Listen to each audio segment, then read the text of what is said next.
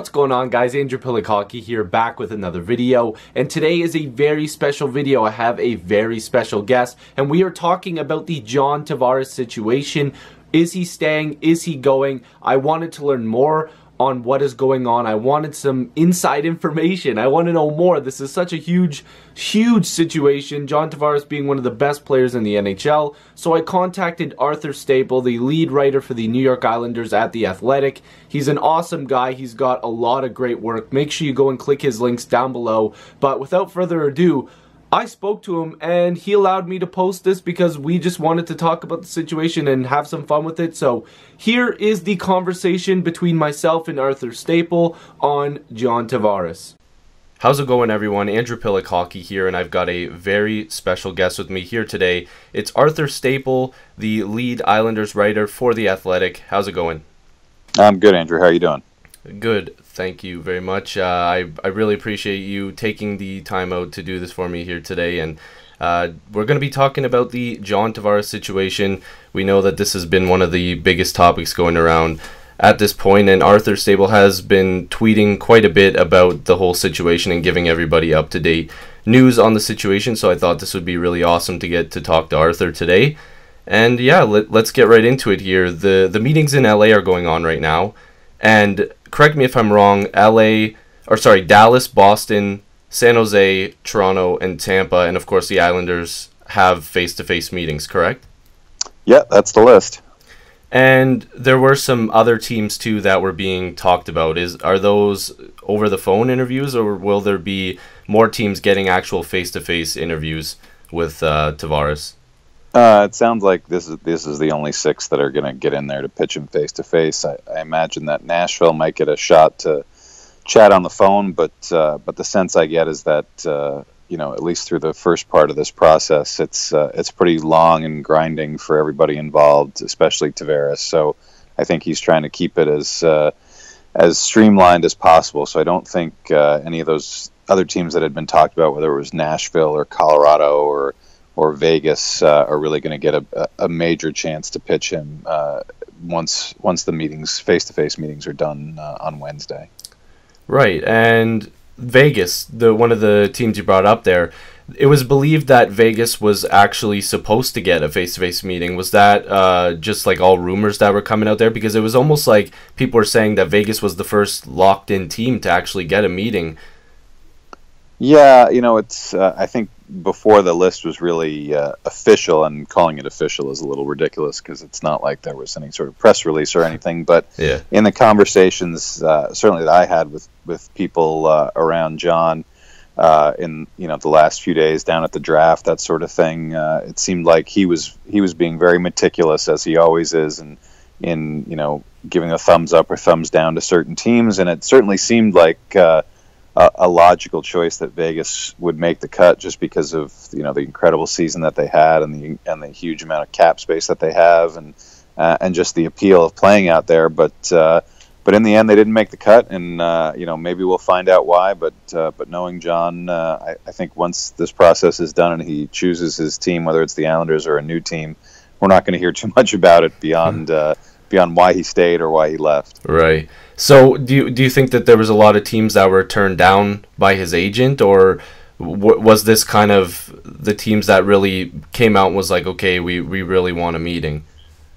I imagine that there were 31 teams that at least put it on the docket to say we'd like to get in there. I think really the only team that was invited to be part of the process that respectfully declined was LA, and I think that was more their cap space was already pretty precarious even before they signed Ilya Kovalchuk. But I know that Tavares, he spends a lot of time in Southern California in the off season. Obviously his agents are out there, so I think there was definitely some interest in the Kings, but I think they just couldn't swing it. So yeah, I think everybody lined up their initial calls when the gates opened on Sunday, and they went from there. Again, knowing Tavares and knowing this time was coming, I'm sure he'd been preparing since the day the Islanders season ended to really make this list and whittle it down or add or subtract here and there, and really this final list. I don't think there's a ton of surprises in this group of 5 plus the Islanders. Tampa and Toronto, I think, were always destinations that he'd been thinking about. Right. One's his hometown, and one is where, one of his friends, and Steven Stamkos, a guy who's been through this process before, plays, and obviously a good team. And really, San Jose seems to have been preparing for this for a long time. And Dallas and Boston, maybe a couple of wild cards, but certainly have a lot to offer as well. So I think when you think about teams like Montreal, Nashville, Vegas, St. Louis, I think the two teams that really leap to mind about ones that definitely wanted to get in on this process were the Canadiens and the Blues. And, for whatever reason, Tavares just decided this wasn't, those weren't good fits, whether it's where the teams are or, where they're located, not a place he wants to live. So, I'm sure I would love to pick his brain about it when it's all over with, about why he chose who he chose to get through this first round. But like I said, I don't think we're going to get to do that. Yeah, he'll probably keep it pretty quiet for now, eh? Yeah, I would think so. So every team has presented for Tavares except for Tampa and Dallas? Yeah, they're the ones that are on the docket for the last day there. And have you heard about any details of the meetings? Like, has anybody brought up any, were there PowerPoints? People were joking around saying that people were going to be bringing PowerPoints and slideshows of, pictures of the team and stuff like that. And there was rumors of the Leafs maybe bringing videos of current players to Tavares to try to persuade him to come to Toronto. Has there been any details about maybe what's going on in those meetings? There's very small things that leak out here and there. Obviously, when we were down in Dallas at the end of the draft, Lou Lamoriello, the new Islanders president and general manager, darted out of the arena, and we found out not too long later that he was flying with Pat Brisson, Tavares' agent, back out to L.A. and Lou was kind of camped out there. The Islanders had their meeting Monday, and it was Lamoriello and new coach Barry Trotz and principal owner Scott Malkin, and I imagine that Scott Malkin and Barry Trotz went their separate ways, but Lou was probably camped out there waiting for a decision to be made, whether it's their team or somebody else, and that's the way they kind of keep tabs on it. And I think the only thing that I really heard from day one is Tavares and his agents were really impressed by the Leafs presentation. That was certainly reported in Canada, and also something that I heard. And Kyle Dubas was one leading the charge, and he certainly had a good presentation prepared. And I imagine when these meetings that take a couple hours, it's partially the presentation and partially questions that John has about anything from team services to housing to all these things. His fiance is there too. They're getting married in a couple of months, so I think he's as always being as thorough as he can possibly be and not trying to leave any stone unturned so that he can make the best decision he can make when this is all done. Yeah, for sure. So this kind of leads into my next question. So Tavares was pretty interested in the Leafs pitch. I was going to ask you, if you were to take a shot, if the Islanders weren't in fact getting Tavares back, which team you figured would have the best shot at landing him? I felt all along it was Toronto. I think San Jose is a team that also has a lot to offer, and they certainly have, just straight up, contract wise, offering a 7-year deal. They probably have the most space and the most interest of the other teams. Just thinking, Dallas obviously does have some cap space, but they're gonna have some guys coming up that they need to re-up, and certainly Tyler Seguin, main among them, and Tampa and Boston are going to have to get really creative too. So, the Leafs, there's been a lot of talk about offering a max contract, the biggest percentage of the salary cap that you can offer, which I think this coming year will be roughly $16 million. Right.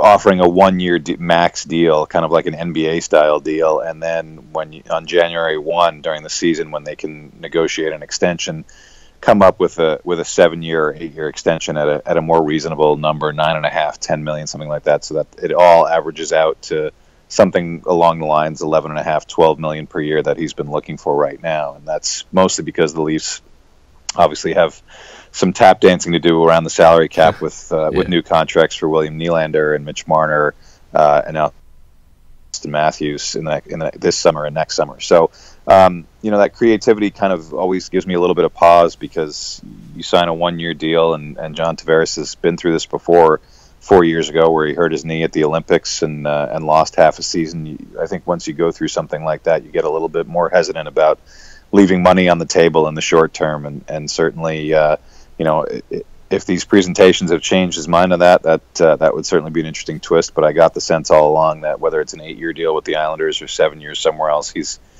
ready to cash in now and not really push this thing down the road any further. Right. So you do believe that the Leafs, like the rumors are true, that there could be a 1-year max type of deal being offered right now. Yeah, I mean, we can never really know. And obviously teams can go over the cap by 10% in the summertime. They just have to be cap compliant by the time they get the season officially starts in October. So they could come out and make an offer of 7 years and $12 million, and we'd all say, geez, how are they going to make that work? And they've got all the rest of the summer to make it work. And the same goes for the Lightning and the Bruins too. So I think at this stage we're all kind of speculating because there's so little information to be had out there, and it's certainly interesting to think about. And if he does decide to turn the Islanders down and go to the bidding war on Sunday, I think it's going to be fascinating to see how it all plays out and who gets the best offer, and whether they're going to be pitting teams against each other, or whether it's just going to be everyone makes their offer and that's it. I just think it's not great for Islander fans, that's for sure, the people that I deal with the most. But I think for the NHL, everyone's a little bit curious about what might happen if he gets to that open market. Yeah, and you mentioned the Islanders fans, and I'm sure, like you mentioned, there's quite a lot of them asking you a lot of questions right now. What percentage would you put on John Tavares staying with the New York Islanders? I'd probably say 75% at this point. This is the place he's known. That's the only place he's known for 9 years. Obviously, they haven't been a very successful 9 years. But so much has changed with the organization just in the last 6 weeks or so, starting with Lamoriello's hiring last month, and then Barry Trotz's hiring just this past week. This is almost, I think, like going to a new team for John Tavares. He's only really dealt with Garth Snow as the president and general manager. He's only dealt with Doug Waite first as an assistant coach and then as a head coach, Jack Capuano before him. It's been a very small, tight-knit group that he's dealt with on the island, and principal owner Scott Malkin has really turned things around with his decision to hire Lamoriello, who then fired Snow and fired Waite, brought in Barry Trotz.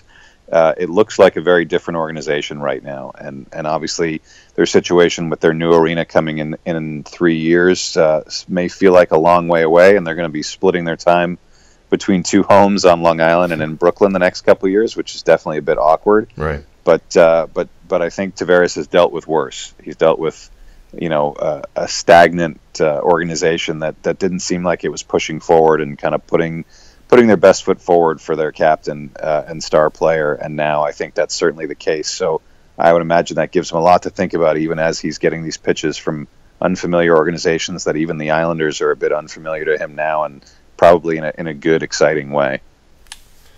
Right, and this will probably be my final question here regarding mostly what you just said there of what he's dealt with before. Do you think that the Islanders have to make moves now to kind of keep him happy? Like, what moves do you think the Islanders have to make to really push to get this team back into a playoff picture?